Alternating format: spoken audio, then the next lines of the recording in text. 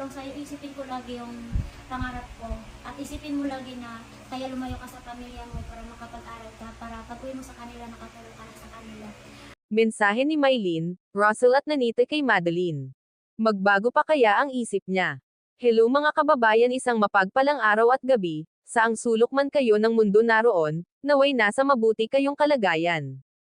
Sa upload ni Tito Herns TV, habang nanood ng live ni Pugong Be a Hero ang 4 Marias, ay seryosong nilang pinapakinggan ang bawat salita na binibitawan ni Pugong Be a Hero.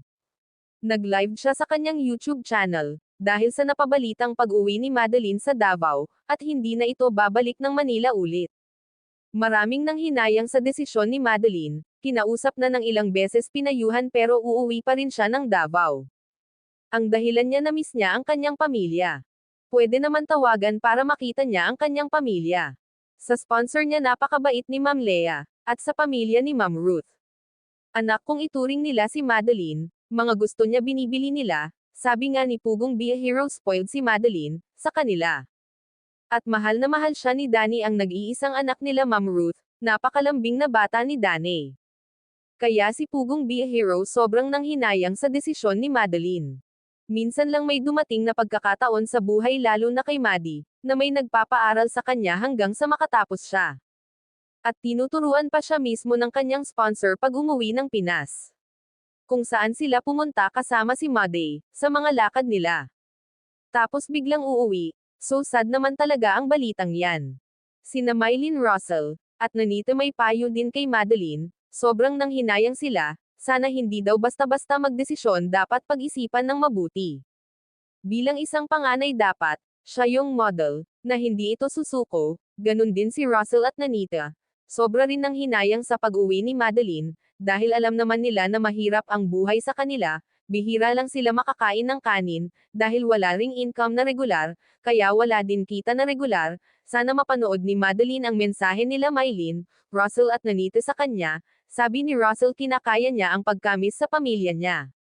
Kaya niya nilabanan para sa pangarap sa pamilya at sa sarili niya. Maraming napahanga sa mga mensahe nila kay Madeline. Namimiss ko na din po yung mga pamilya ko, pero iniisip ko inuuna yung pangarap ko kasi nandyan lang po sila mama, para pag-uwi ko sa kanila makapagtapos na ako ng pag-aaral. At para maano ko rin po yung mga kapatid ko na mapursige po sila na mag-aral din po, at para makatulong din po ako sa mga kababayan, mga kababayan din po namin. Wow, napakaganda ng pangarap ni Mylene. Yan lang po, nag-miss ko na po talaga sila mama. Yun ang naisip ko, hindi ako lumayas kila mama, na nagalit ako sa kanila kung hindi lumayo ako kila mama, para matulungan ko sila at para makuha ko din po yung pangarap ko. True, oh, di ba? Pag naroon pa ako, nalungkot ako. Sayang ko kasi yung opportunity. Sinayang lang yung Madeline. Lahat naman tayo, miss natin yung pamilya natin. Kaya, nasasayangan ako. Sana hindi na lang siya ubuwi. Pare-pareho naman yung kami dito, nakatayo sa aming pamilya. Advice mo kay Madeline, tama ba decision niya? Sisisipin ko. Oo, mani daw. Ano masasabi mo kay Madeline? Sana hindi ko ulit. Bakit?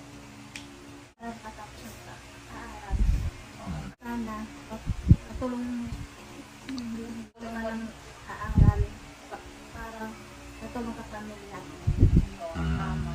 Hindi ko gaano kasi hindi ko ma-explain na gaano. Si Nita kasi medyo hirap pa rin siya sa Tagalog. Tagalog.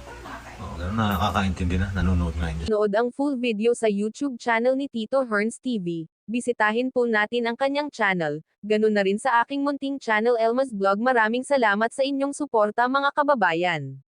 God bless sa ating lahat.